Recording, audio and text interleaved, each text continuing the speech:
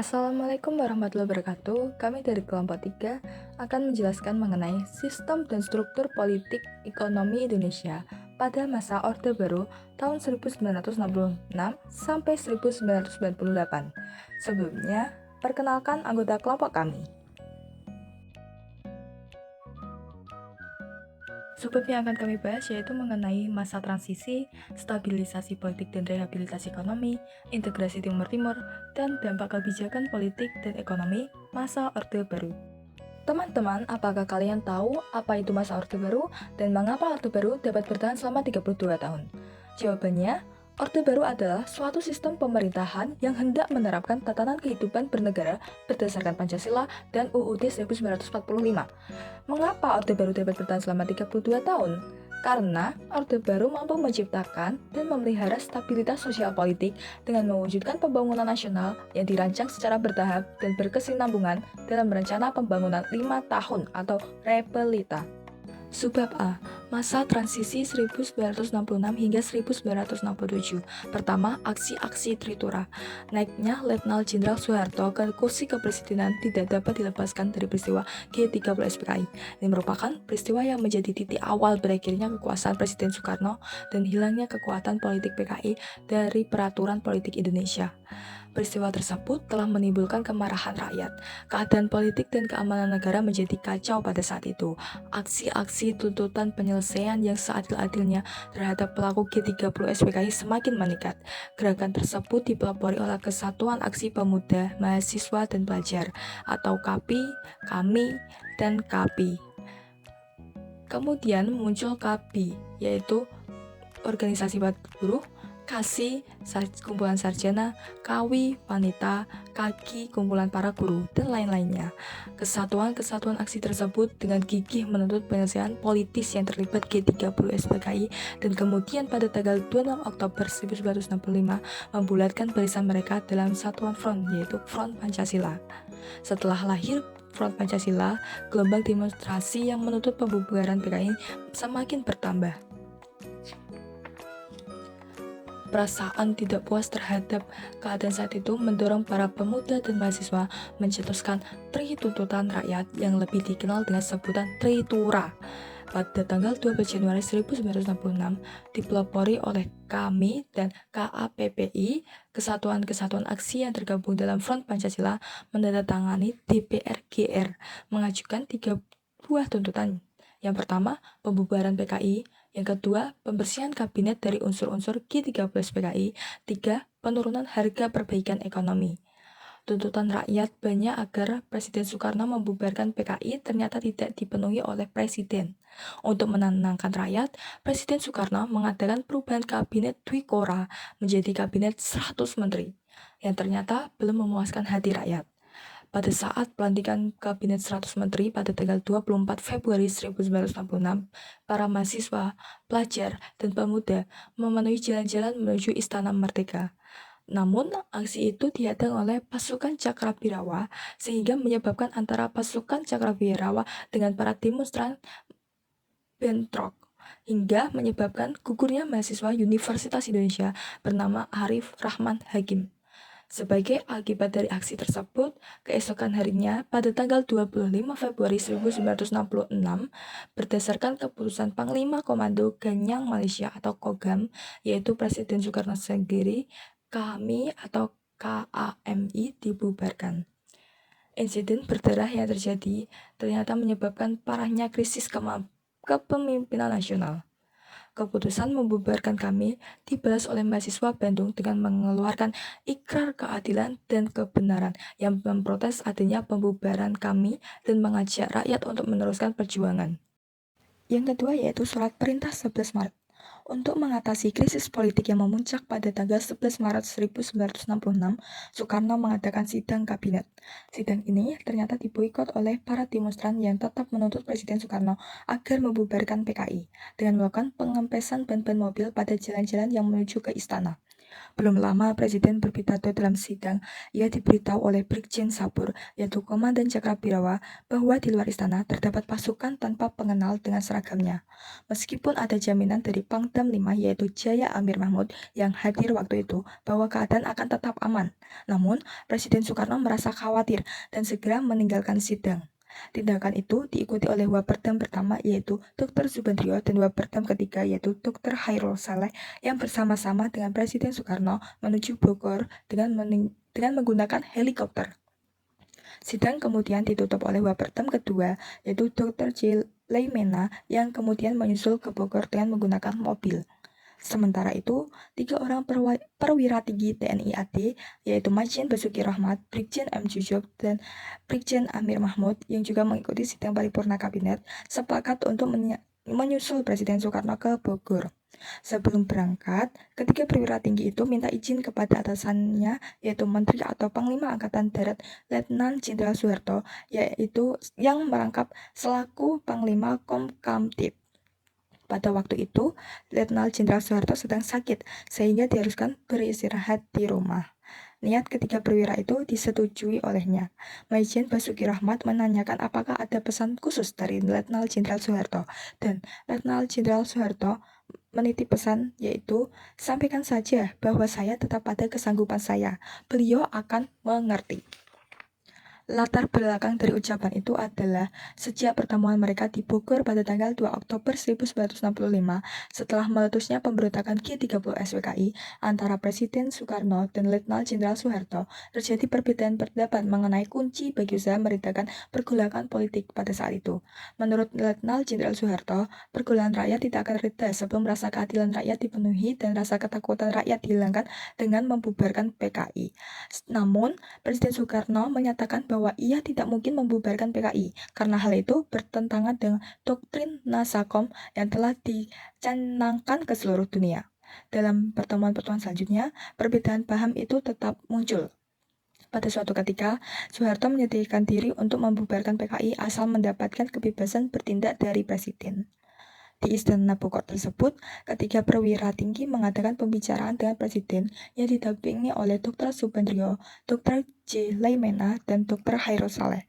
Sesuai dengan kesimpulan pembicaraan, ketiga perwira tinggi tersebut bersama dengan Komandan Resimen Cakrabirawa yaitu Brigjen Sabur, kemudian diperintahkan membuat konsep surat perintah kepada Letnan Jenderal Soeharto untuk memulihkan keadaan dan kewibawaan pemerintah.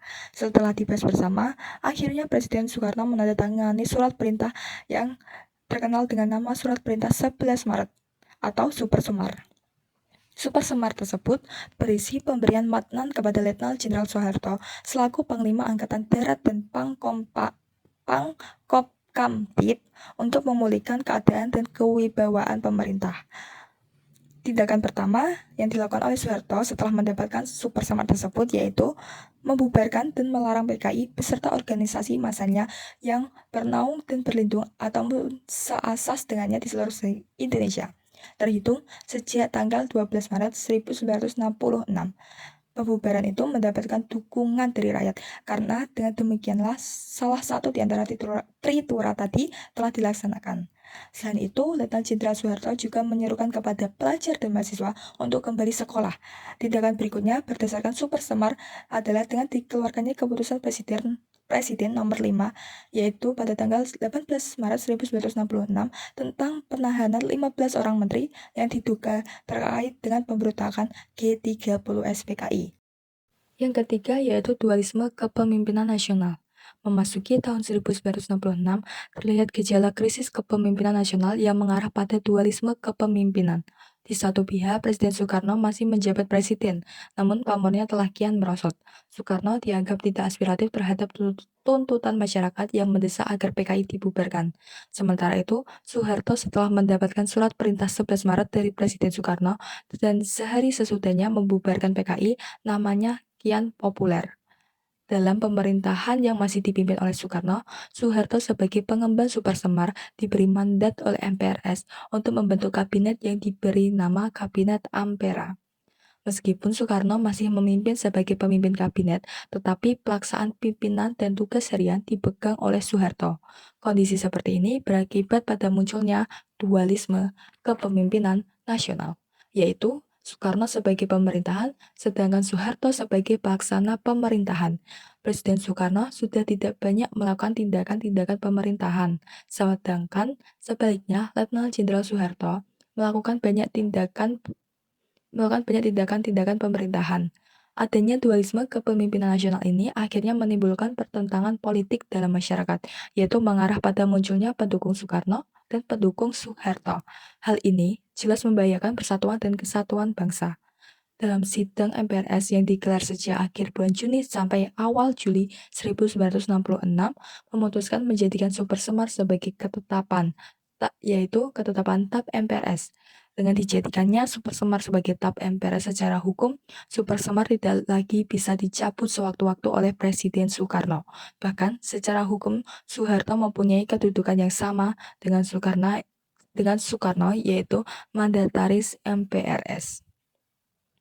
Salah seorang sahabat Soekarno, yaitu Mr. Hardy, menemui Presiden Soekarno dan memohon agar Presiden Soekarno membuka prakarsa untuk mengakhiri dualisme kepemimpinan negara, karena dualisme kepemimpinan inilah yang menjadi sumber konflik politik yang tidak kunjung berhenti. Mr. Hardy menyarankan agar Soekarno sebagai mandataris MPRS menyatakan nonaktif di depan sidang Badan Pekerja MPRS dan menyetujui pembubaran PKI. Presiden Soekarno menyetujui saran Mr. Hardy. Untuk itu disusunlah surat penugasan mengenai pimpinan pemerintahan sehari-hari kepada pemegang surat perintah 11 Maret 1966. Kemudian Presiden menulis nota pribadi kepada Jenderal Soeharto pada 7 Februari 1967. Mr. Hardy menemui Jenderal Soeharto dan menyerahkan konsep tersebut. Pada tanggal 8 Februari 1967, Soekarno membahas surat presiden bersama keempat panglima angkatan. Para panglima berkesimpulan bahwa draft surat tersebut tidak dapat diterima karena bentuk surat tersebut berisi penugasan yang tidak membantu menyelesaikan situasi konflik. Presiden Soekarno kemudian menanyakan kemungkinan mana yang terbaik. Soeharto mengajukan draft berisi pernyataan bahwa Presiden berhalangan atau menyerahkan kekuasaan kepada pengemban surat perintah 11 Maret 1966. Pada awalnya, Presiden Soekarno tidak berkenan dengan usulan draft tersebut. Namun, kemudian sikap Presiden Soekarno melunak. Ia memerintahkan agar Soeharto beserta Panglima Angkatan berkumpul di Bogor pada hari Minggu, tanggal 19 Februari 1967. Presiden menyetujui draft yang dibuat, dan pada tanggal 20 Februari, draft surat itu telah ditandatangani oleh Presiden. Ia meminta agar diumumkan pada hari Rabu tanggal 22 Februari 1967. Tepat pada pukul 19.30, Presiden Soekarno akhirnya membacakan pengumuman resmi dan pengunduran dirinya. Pada tanggal 12 Maret 1967, Jenderal Soeharto dilantik menjadi pejabat Presiden Republik Indonesia oleh Ketua MPRS, Jenderal Abdul Haris Nasution. Setelah setahun menjabat Presiden, Soeharto dilantik menjadi Presiden Republik Indonesia pada tanggal 27 Maret 1968 dalam sidang umum 5 MPRS. Berakhirnya Presiden Soeharto menjadi presiden menandakan berakhirnya dualisme kepemimpinan nasional dan dimulainya pemerintahan Orde Baru. B. Stabilisasi politik dan rehabilitasi ekonomi. Terbentuknya pemerintahan Orde Baru yang diawali dengan keputusan Sidang Istimewa MPRS tanggal 12 Maret 1967 yang menetapkan Jenderal Soeharto sebagai pejabat presiden. Kedudukannya itu semakin kuat setelah MPRS mengukuhkannya sebagai presiden penuh. Setelah memperoleh kekuasaan sepenuhnya, pemerintah Orde Baru mulai menjalankan kebijakan-kebijakan politik dan ekonomi yang telah ditetapkan oleh Sidang MPRS tahun-tahun sebelumnya. Pemerintahan Orde Baru memandang bahwa selama Orde Lama telah terjadi penyimpangan terhadap pelaksanaan UUD 1945 dan Pancasila. Penyimpangan tersebut adalah pelaksanaan demokrasi terpimpin dan pelaksanaan politik luar negeri yang cenderung memihak blok komunis atau blok timur. Pemerintahan Orde Baru segera berupaya menjalankan UUD 1945 dan Pancasila secara konsekuen dengan melakukan rehabilitasi dan stabilisasi politik dan keamanan atau Polkam. Tujuan dari rehabilitasi dan stabilisasi tersebut adalah agar dilakukan pembangunan ekonomi bagi kesejahteraan rakyat Indonesia. Dalam melaksanakan rehabilitasi dan stabilisasi Polkam, pemerintah Orde Baru di bawah pimpinan Soeharto menggunakan suatu pendekatan yang dikenal sebagai pendekatan keamanan atau security approach, termasuk di dalamnya desoekarnoisasi dan depolitisasi kekuatan-kekuatan organisasi sosial politik atau Orsospol yang dinilai akan merongrong kewibawaan pemerintah. Seiring dengan itu, dibentuk lembaga-lembaga stabilisasi seperti Kopkamtib pada 1 November 1965, Dewan Stabilisasi Ekonomi Nasional 11 Agustus 1966, dan Dewan Pertahanan Keamanan Nasional 1 Agustus 1970. Mengenai kebijakan politik luar negeri yang dipandang menyimpang, pemerintah Orde Baru berupaya mengembalikan Indonesia dari politik Nevo-Soldevos dan Polres Jakarta, Phnom Penh, Hanoi, Peking, Pyongyang ke politik luar negeri Indonesia yang bebas dan aktif. Tujuan dari politik luar negeri pun diarahkan untuk dapat dilakukan pembangunan kesejahteraan rakyat. Hal itu tampak dari pernyataan Jenderal Soeharto sebagai pemegang mandat Supersemar tanggal 4 April 1966.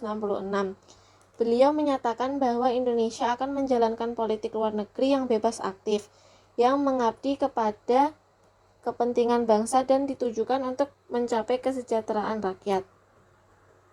Dalam upaya mencapai tujuan tersebut, maka politik luar negeri Indonesia akan ditujukan pada perluasan kerjasama ekonomi dan keuangan antara Indonesia dengan dunia luar, baik timur maupun barat, selama kerjasama itu menguntungkan bagi kepentingan Indonesia. Sebagai wujud nyata dari niat itu, Indonesia memulihkan kembali hubungan baik dengan Malaysia termasuk Singapura yang sempat terganggu akibat kebijakan konfrontasi Indonesia 1963 sampai 1966. Di samping itu, sejak 28 September 1966, Indonesia kembali aktif di Forum Perserikatan Bangsa-Bangsa atau PBB. 1. Stabilisasi politik dan keamanan sebagai dasar pembangunan. Langkah pertama melakukan pembangunan nasional tersebut adalah dengan membentuk Kabinet Pembangunan 1 pada 6 Juni 1968. Program Kabinet Pembangunan 1 dikenal dengan sebutan Pancakrida Kabinet Pembangunan yang berisi 1. Menciptakan stabilitas politik dan ekonomi sebagai syarat mutlak berhasilnya pelaksanaan rencana pembangunan 5 tahun atau repilita dan pemilihan umum atau pemilu. 2. Menyusun dan merencanakan repilita. 3. Melaksanakan pemilu selambat-lambatnya pada Juli 1971. 4. Mengembalikan ketertiban dan keamanan masyarakat dengan mengikis habis sisa-sisa G30 SPKI dan setiap bentuk rongrongan, penyelewengan, serta pengkhianatan terhadap Pancasila dan UUD 1945. Dan yang terakhir, melanjutkan penyempurnaan dan pembersihan secara menyeluruh aparatur negara baik di pusat maupun di daerah dari unsur-unsur komunisme. Dalam melaksanakan pemilihan umum atau pemilu, pemerintah Orde Baru melakukan pelemahan atau mengeliminasi kekuatan-kekuatan yang secara historis dinilai berpotensi mengganggu stabilitas dan merongrong kewajiban pemerintah. Pemerintah diharapkan segera melakukan pemilu pada tahun 1968. Namun karena berbagai pertimbangan politik dan keamanan, pemilu baru dapat diselenggarakan pada tahun 1971. Pada akhir tahun 1971, pemerintah Orde Baru melemparkan gagasan penyederhanaan partai politik dengan alasan-alasan tertentu seperti kasus pada masa demokrasi parlementer. Pada masa itu, banyaknya partai dianggap tidak memudahkan pembangunan, justru sebaliknya menambah permasalahan. Penyebabnya bukan hanya karena persaingan antar parpol, melainkan juga persaingan di dalam tubuh parpol antara para pemimpinnya tidak jarang memicu timbulnya krisis. Bahkan perpecahan yang dinilai bisa mengganggu stabilitas Polkam. Atas dasar itu, pemerintah berpendapat perlu adanya penyederhanaan partai sebagai bagian dari pelaksanaan demokrasi Pancasila. Realisasi penyederhanaan partai tersebut dilaksanakan melalui sidang umum MPR pada tahun 1973. Di samping melakukan penyederhanaan partai, pemerintah menetapkan pula konsep masa mengembang. Partai-partai dilarang mempunyai cabang atau ranting di tingkat kecamatan sampai pedesaan. Semua pemilu yang dilakukan pada masa Orde Baru dimenangkan oleh Golkar. Hal itu disebabkan oleh pengerahan kekuatan-kekuatan penyokong Orde Baru untuk mendukung Golkar. Kekuatan-kekuatan penyokong Golkar adalah aparat pemerintah atau pegawai negeri sipil dan Angkatan Bersenjata Republik Indonesia atau ABRI. Penyelenggaraan pemilu selama Orde Baru menimbulkan kesan bahwa demokrasi di Indonesia sudah tercipta dengan baik. Apalagi pemilu-pemilu tersebut berlangsung dengan slogan luber, langsung umum, bebas, dan rahasia. Selain melakukan depolitisasi terhadap Orsospol atau pelanggaran kegiatan partai politik, di tingkat kecamatan dan desa di mana partai-partai politik dilarang mempunyai cabang atau ranting di tingkat pedesaan. Depolitisasi juga diberlakukan di dunia pendidikan, terutama setelah terjadinya peristiwa malapetaka 15 Januari atau Malari tahun 1974.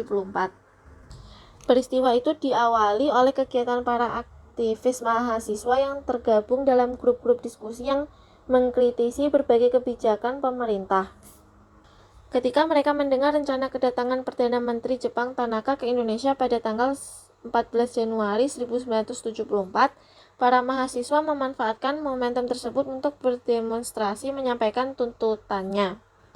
Demonstrasi yang tadinya berjalan damai tiba-tiba berubah menjadi liar tidak terkendali yang akhirnya berkembang menjadi huru-hara.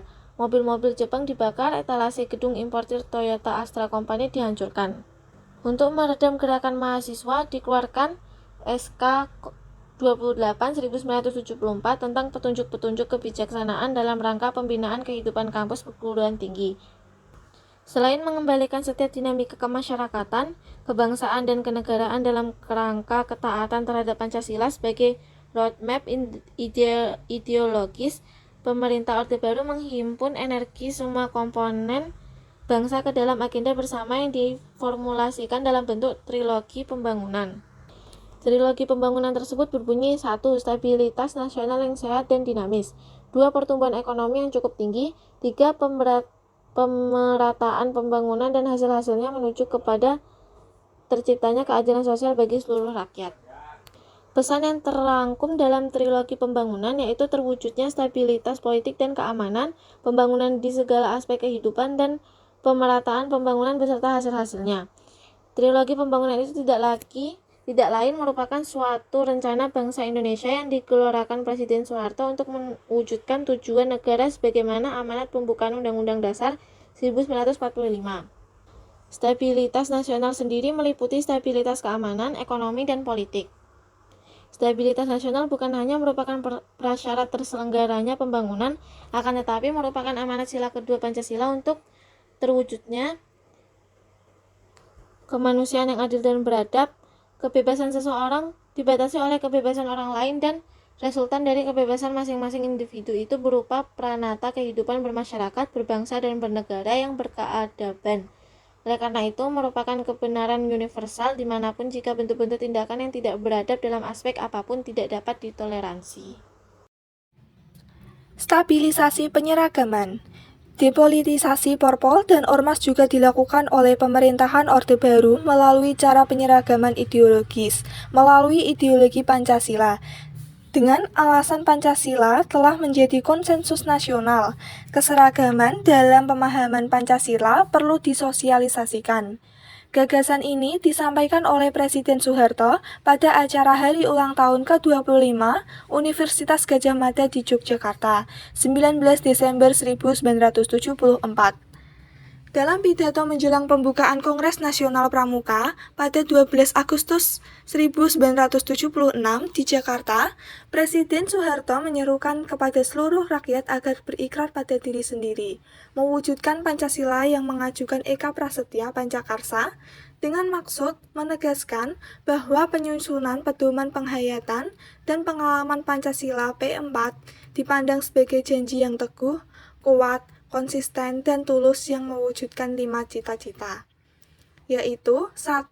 Takwa kepada Tuhan Yang Maha Esa dan menghargai orang lain yang berlainan agama atau kepercayaan. 2. Mencintai sesama manusia dengan selalu ingat kepada orang lain, tidak sewenang-wenang. 3. Mencintai tanah air, menempatkan kepentingan negara di atas kepentingan pribadi. 4. Demokratis dan patuh pada keputusan rakyat yang sah. 5. Suka menolong orang lain sehingga dapat meningkatkan kemampuan orang lain. Akhirnya, pada 21 Maret 1978, rancangan P4 disahkan menjadi TAP MPR nomor 2 MPR tahun 1978. Setelah disahkan MPR, pemerintah membentuk Komisi Penasehat Presiden mengenai P4 yang dipimpin oleh Dr. Ruslan Abdul Ghani. Sebagai badan pelaksanaannya, dibentuk Badan Pembinaan Pendidikan Pelaksanaan P4 BP7 yang berkedudukan di Jakarta. Tugasnya adalah untuk mengkoordinasi pelaksanaan program penataran P4 yang dilaksanakan pada tingkat nasional dan regional.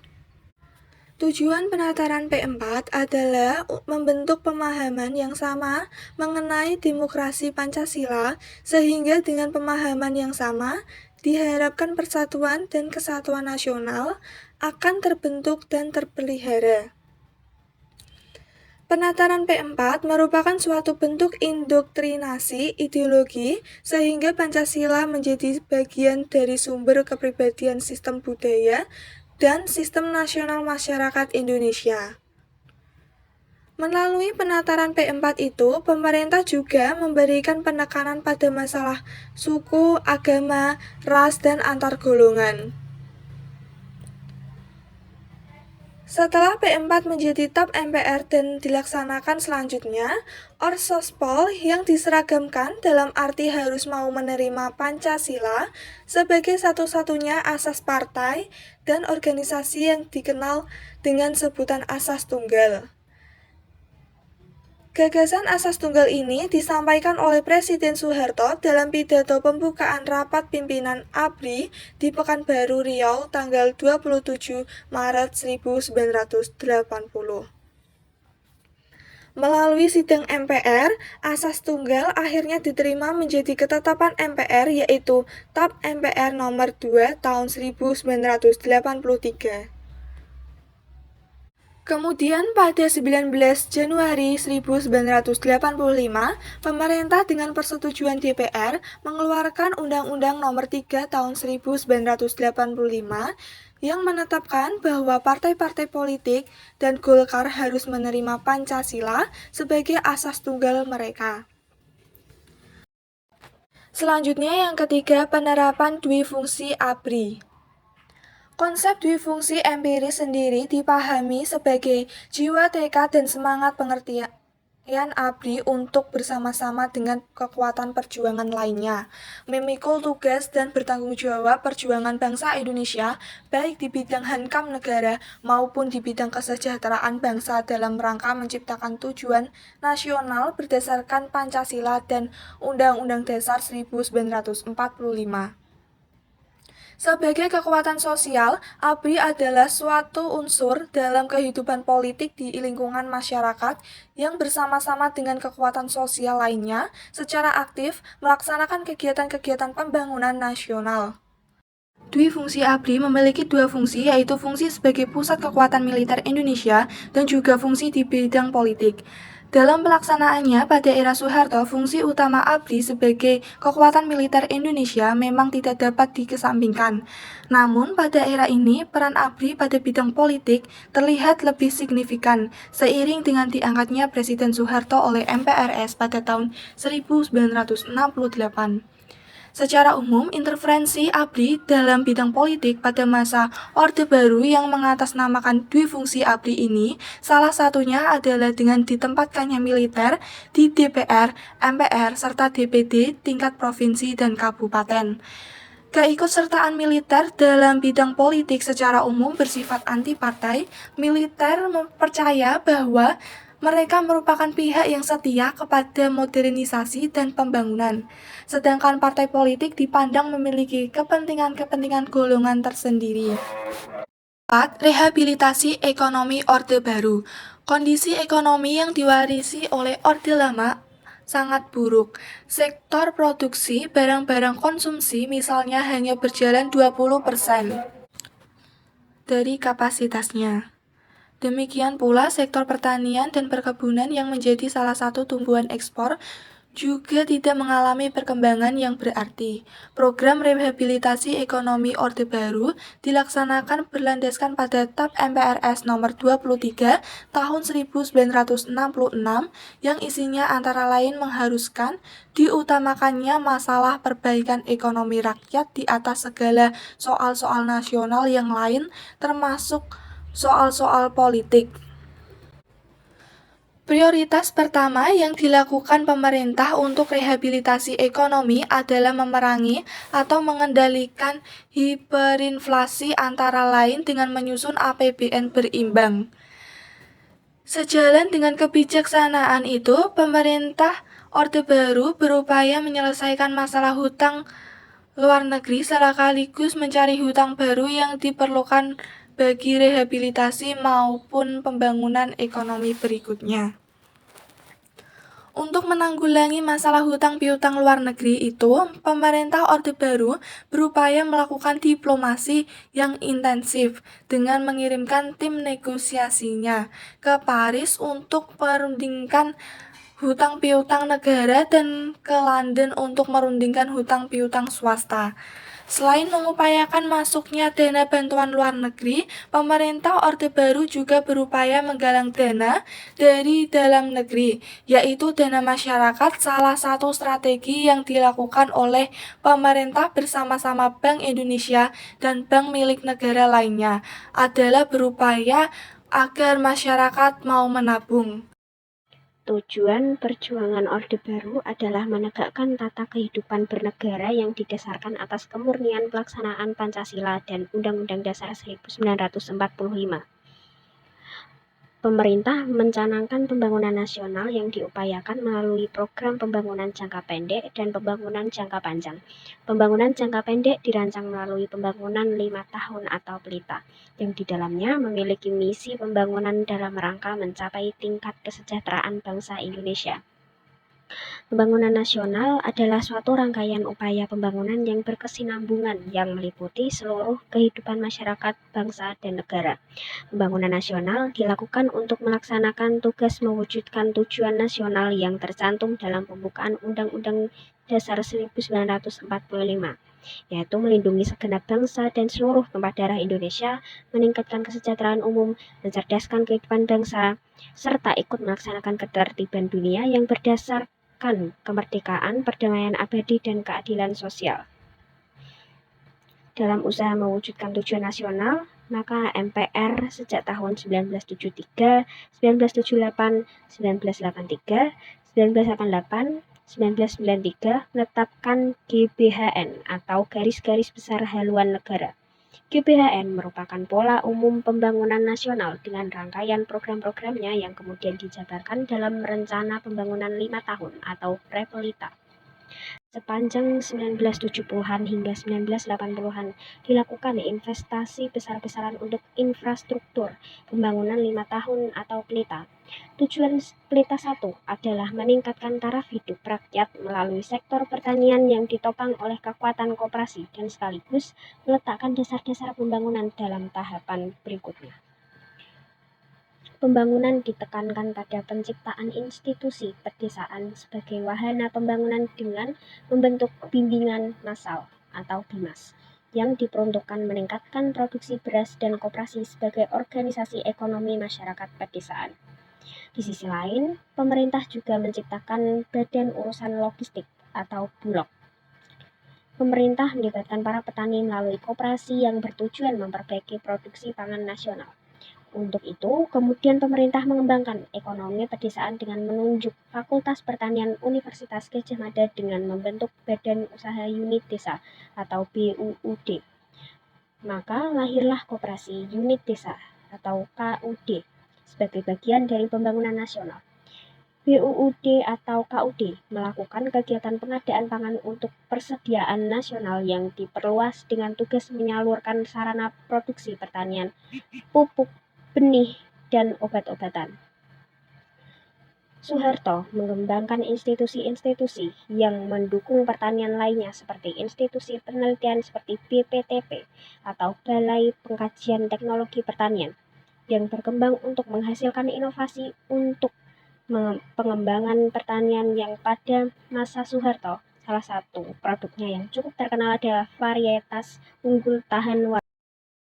Ada 3 hal yang patut dicatat dalam bidang pendidikan masa Orde Baru adalah pembangunan Sekolah Dasar Impres atau SD Impres, program wajib belajar dan pembentukan kelompok belajar atau kejar, yang bertujuan untuk memperluas kesempatan belajar terutama di pedesaan dan bagi daerah perkotaan yang penduduknya berpenghasilan rendah. Pada 1973, Soeharto mengeluarkan Impres nomor 10 tahun 1973 tentang program bantuan pembangunan gedung SD. Pelaksanaan tahap pertama program SD Impres adalah pembangunan 6.000 gedung SD yang masing-masing memiliki 3 ruang kelas. Dana pembangunan SD Impres tersebut berasal dari hasil penjualan minyak bumi yang harganya naik sekitar 300% dari sebelumnya.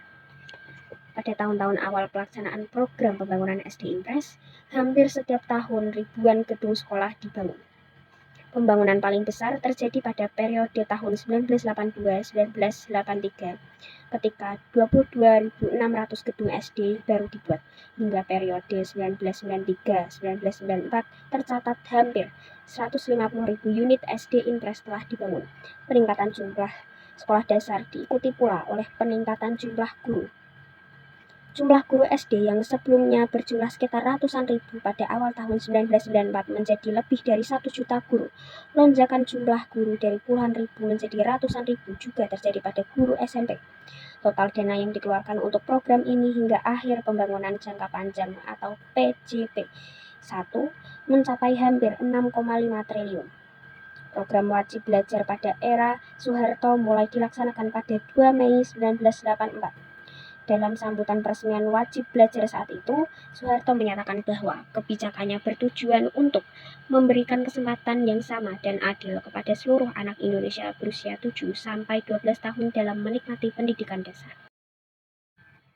Pada masa Orde Baru dilaksanakan program untuk pengendalian pertumbuhan penduduk yang dikenal dengan nama KB atau keluarga berencana. Pengendalian penduduk dimaksudkan untuk meningkatkan kualitas rakyat Indonesia dan peningkatan kesejahteraannya. Keberhasilan ini dicapai melalui program KB yang dilaksanakan oleh Badan Koordinasi Keluarga Berencana Nasional atau BKKBN. Berbagai kampanye mengenai perlunya KB dilakukan oleh pemerintah baik melalui media massa, cetak maupun elektronik. Perkembangan Pusat Kesehatan Masyarakat atau Puskesmas bermula dari konsep Bandung Plan diperkenalkan oleh Dr. Y. Leimena dan Dr. Patah pada tahun 1951. Bandung Plan merupakan suatu konsep pelayanan yang menggabungkan antara pelayanan kuratif dan preventif. Tahun 1956 didirikanlah proyek Bekasi oleh Dr. Y. Suryanti di Lemah Abang, yaitu model pelayanan kesehatan pedesaan dan pusat pelatihan tenaga.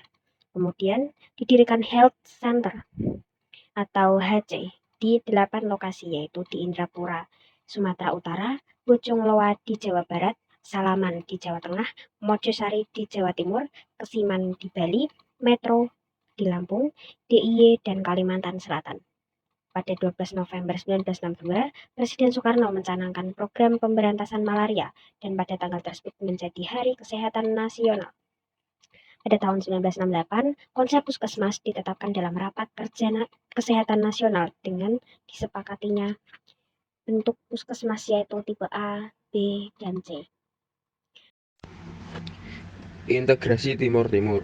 Integrasi Timur-Timur ke dalam wilayah Indonesia tidak terlepas dari situasi politik internasional saat itu, yaitu Perang Dingin di mana konstelasi geopolitik kawasan Asia Tenggara saat itu terjadi perebutan pengaruh dua blok yang sedang bersaing, yaitu blok Barat Amerika Serikat dan blok Timur Uni Soviet. Di Timur Timur muncul 3 partai politik besar yang memanfaatkan kebebasan yang diberikan oleh pemerintah Portugal. Ketiga partai politik itu adalah 1. União Democrática Timorense atau UDT Persatuan Demokratik Rakyat Timur yang ingin merdeka secara bertahap. Untuk tahap awal, UDT menginginkan Timur Timur menjadi negara bagian dari Portugal. 2. Frente Revolucionaria de Timor-Leste Independente atau FRETILIN Front Revolusioner Kemerdekaan Timur Timur yang radikal, komunis, dan ingin segera merdeka. 3. Asosiau Popular Demokratika Timurense (APODT), Ikatan Demokratik Popular Rakyat Timur, yang ingin bergabung dengan Indonesia. Selain itu, terdapat 2 partai kecil, yaitu Kota dan Trabalista. Ketiga partai tersebut saling bersaing, bahkan timbul konflik berupa perang saudara. Pada tanggal 31 Agustus 1974, Ketua Umum APODT, Arnaldo dos Reis Araújo, menyatakan partainya menghendaki bergabung dengan Republik Indonesia sebagai provinsi ke-27. Pada tanggal 31 Mei 1976, DPR Timur Timur mengeluarkan petisi yang isinya mendesak pemerintah Republik Indonesia agar secepatnya menerima dan mengesahkan bersatunya rakyat dan wilayah Timur Timur ke dalam negara Republik Indonesia. Atas keinginan bergabung rakyat Timur Timur dan permintaan bantuan yang diajukan pemerintah Indonesia, lalu menerapkan Operasi Saroja pada Desember 1975. Bersamaan dengan operasi-operasi keamanan yang dilakukan, pemerintah Indonesia dengan cepat juga menjalankan proses pengesahan Timur Timur ke dalam wilayah Indonesia dengan mengeluarkan UU Nomor 7 Tahun 1976 tentang pengesahan penyatuan Timur Timur ke dalam Negara Kesatuan Republik Indonesia dan pembentukan daerah tingkat 1 Timur Timur. Kekhawatiran akan jatuhnya Timur Timur ke tangan komunis membuat negara-negara Barat, khususnya Amerika Serikat dan Australia, secara diam-diam mendukung tindakan Indonesia. Pada saat Orde Baru, dampak kebijakan ekonomi Indonesia berjalan baik dengan pertumbuhan ekonomi yang tinggi karena setiap program pembangunan terencana dengan baik. Indonesia berhasil mengubah status dari negara pengimpor beras menjadi bangsa yang bisa memenuhi kebutuhan beras sendiri.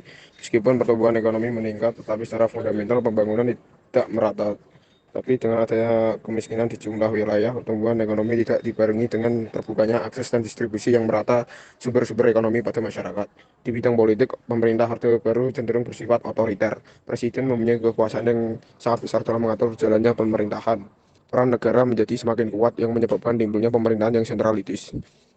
Pemerintahan sentralistis ditandai dengan adanya pemusatan penentuan kebijakan politik pada pemerintah pusat. Pemerintah Orde Baru dinilai gagal memberikan pelajaran berdemokrasi yang baik. Golkar dianggap menjadi alat politik untuk mencapai stabilitas yang diinginkan, demokratisasi yang terbentuk didasarkan KKN, korupsi, kolusi, dan nepotisme, sehingga wakil rakyat yang diduduki MPR, DPR banyak tidak mengenal rakyat dan daerah yang diwakilinya.